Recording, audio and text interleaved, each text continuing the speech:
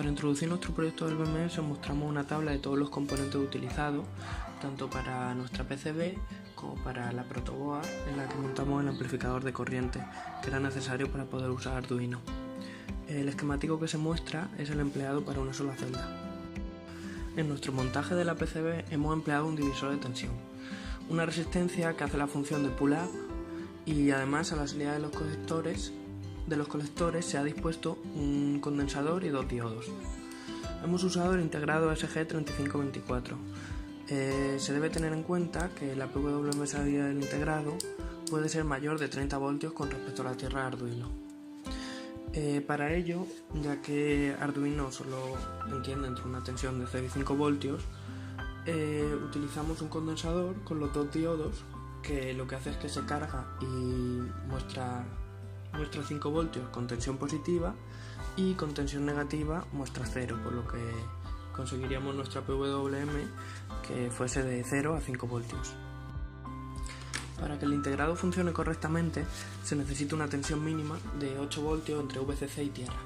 Entonces, como anexo, podríamos decir que esto se cumple para todas las celdas, excepto para las dos últimas, en las cuales mediremos 2 o 3 celdas y el divisor de tensión para estas celdas deberá de ser de diferente valor.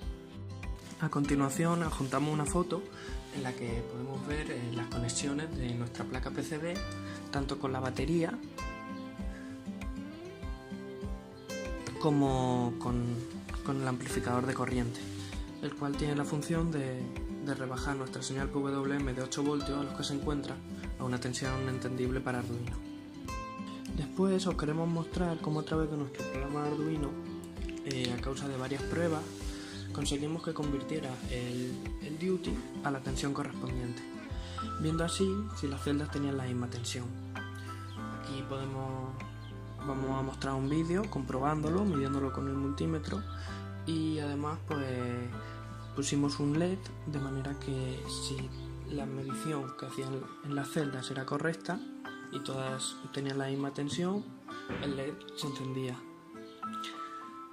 Y si por caso contrario esto no era así, se encendía un LED rojo que nos indicaba que alguna de las celdas no tenía la tensión correspondiente.